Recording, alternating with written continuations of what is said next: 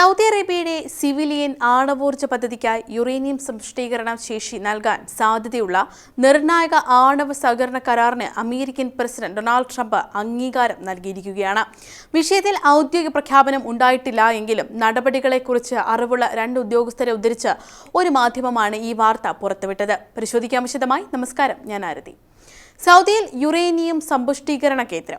America Saudi സംയുക്ത പഠനത്തിന് പിന്നാലെ സൗദി അറേബ്യയിൽ യുറേനിയം സമ്പുഷ്ടീകരണ കേന്ദ്രം സ്ഥാപിക്കാനുള്ള സാധ്യതയും കരാറിൽ ഉൾപ്പെട്ടേക്കും എന്നാണ് റിപ്പോർട്ടുകൾ.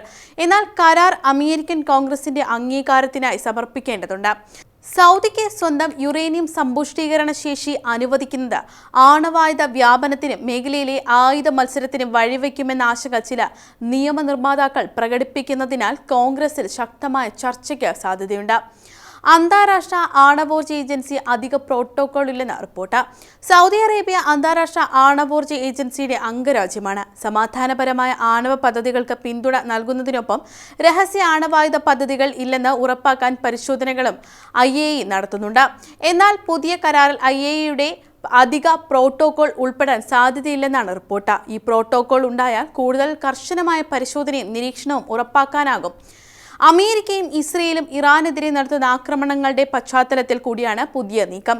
ഇറാൻ ആണവായുധ ശേഷി വികസിപ്പിക്കുന്നത് തടയുക എന്ന ലക്ഷ്യത്തോടെയാണ് നടപടികളെന്നാണ് അമേരിക്കയും ഇസ്രയേലും വ്യക്തമാക്കിയിട്ടുള്ളത്. അതേസമയം തങ്ങളുടെ യുറേനിയം സമ്പുഷ്ടീകരണ പദ്ധതി സമാധാനപരമാണെന്നാണ് ഇറാന്റെ നിലപാട്. ഇസ്രയേൽ ഖത്തറിൽ ഹമാസ് നേതാക്കളെ ലക്ഷ്യമിട്ട് ആക്രമണം നടത്തിയതിന് പിന്നാലെ സൗദി അറേബ്യയും ആണവശേഷിയുള്ള പാകിസ്ഥാനും പരസ്പരം പ്രതിരോധ കരാറിൽ ഒപ്പുവച്ചിരുന്നു. ആവശ്യമെങ്കിൽ പാകിസ്ഥാന്റെ ആണവ പദ്ധതിയുടെ പിന്തുണ സൗദിക്ക് ലഭ്യമാക്കുമെന്ന് പാകിസ്ഥാൻ പ്രതിരോധ മന്ത്രി പിന്നീട് പ്രസ്താവിച്ചിരുന്നു. ഇത് പശ്ചിമേഷ്യയിലെ സുരക്ഷാ സാഹചര്യത്തെ കൂടുതൽ സങ്കീർണമാക്കുമെന്ന വിലയിരുത്തലുകളുണ്ട്. സൗദിയിൽ യുറേനിയം സമ്പുഷ്ടീകരണ സൗകര്യം നിലവിൽ വന്നാൽ ഭാവിയിൽ അത് ആണവായുധ നിർമ്മാണത്തിലേക്ക് വഴിമാറാൻ സാധ്യതയുണ്ടെന്ന് ആണവ വ്യാപന വിദഗ്ധർ മുന്നറിയിപ്പ് നൽകുന്നു.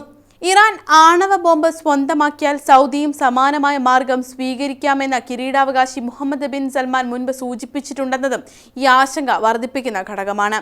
അമേരിക്കയിൽ ഇത്തരം കരാറുകൾ അറ്റോമിക് എനർജി ആക്ടിലെ സെക്ഷൻ 123 പ്രകാരമാണ് നടപ്പാക്കുന്നത്. അതിനാലാണ് ഇവ 123 കരാറുകൾ എന്ന് അറിയപ്പെടുന്നത്. ഇന്ത്യ, UAE, ജപ്പാൻ, ദക്ഷിണ കൊറിയ, കാനഡ, ഓസ്ട്രേലിയ ഉൾപ്പെടെ 20ലധികം രാജ്യങ്ങളുമായി അമേരിക്ക ഇത്തരത്തിലുള്ള കരാറുകൾ ഒപ്പുവച്ചിട്ടുണ്ട്.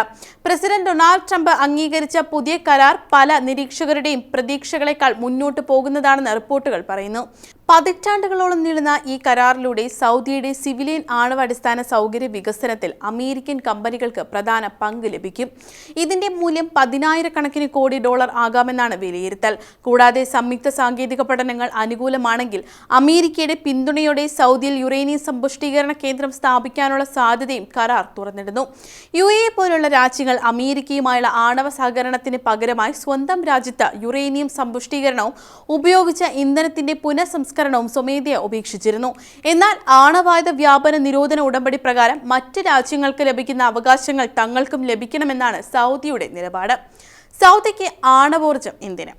ലോകത്തിലെ ഏറ്റവും വലിയ എണ്ണ കയറ്റുമതിക്കാരിൽ ഒന്നായിട്ടും സാമ്പത്തിക വൈവിധ്യവൽക്കരണം ലക്ഷ്യമിടുന്ന വിഷൻ 2030 പദ്ധതിയുടെ ഭാഗമായാണ് സൗദി ആണവോർജ്ജത്തിലേക്ക് നീങ്ങുന്നത്.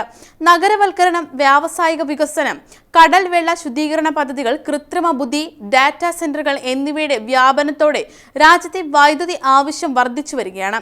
ആണവ വൈദ്യുതിയിലൂടെ ആഭ്യന്തര എണ്ണ ഉപഭോഗം കുറച്ച് കൂടുതൽ ക്രൂഡ് ഓയിൽ കയറ്റുമതി ചെയ്യാനാകുമെന്നും അതുവഴി സർക്കാർ വരുമാനം വർദ്ധിപ്പിക്കാനാകുമെന്നും സൗദി കണക്ക് കൂട്ടുന്നു. കരാറിനെ ചുറ്റിപ്പറ്റിയുള്ള ആശങ്കകൾ. ഇറാന്റെ ആണവ പദ്ധതി ആഗോള സുരക്ഷയ്ക്ക് ഭീഷണിയാണെന്ന് വർഷങ്ങളായി അമേരിക്ക വാദിക്കുന്ന സാഹചര്യത്തിൽ സൗദിയുമായുള്ള പുതിയ കരാർ ചിലർ വൈരുദ്ധ്യമായി കാണുന്നു. എന്നാൽ അമേരിക്കയുടെ മേൽനോട്ടത്തിലുള്ള ചട്ടക്കൂടിനുള്ളിൽ സൗദിയുടെ ആണവ പദ്ധതി തുടരുന്നത് കൂടുതൽ സുരക്ഷ ഉറപ്പാക്കുമെന്നും സൗദി ചൈനയുടെയും റഷ്യയുടെയോ സാങ്കേതിക വിദ്യയിലേക്ക് തിരിയുന്നത് ഒഴിവാക്കാനാകുമെന്നും കരാറിനെ അനുകൂലിക്കുന്നവർ ചൂണ്ടിക്കാട്ടുന്നു. ഇന്ത്യയുടെ കരാറുമായി താരതമ്യം. 2008 ഇന്ത്യയും അമേരിക്കയും തമ്മിൽ ഒപ്പുവെച്ച സിവിലിയൻ ആണവ കരാറും 123 കരാറായിരുന്നു. എന്നാൽ ഇന്ത്യ ഇതിനകം ആണവായുധ ശക്തിയായിരുന്നതിനാലും ആണവായുധ വ്യാപന നിരോധന ഉടമ്പടിയിൽ അംഗമല്ലാത്തതിനാലും സാഹചര്യങ്ങൾ വ്യത്യസ്തമായിരുന്നു. സൗദി ഇപ്പോഴും ആണവായുധമില്ലാത്ത രാജ്യമായാണ് NPTയിൽ അംഗമായിരിക്കുന്നത്. അതിനാൽ സൗദിയുടെ സിവിലിയൻ ആണവ പദ്ധതി അന്താരാഷ്ട്ര സുരക്ഷാ മേൽനോട്ടത്തിന് കീഴിലായിരിക്കും. അടുത്ത ഘട്ടം എന്താ?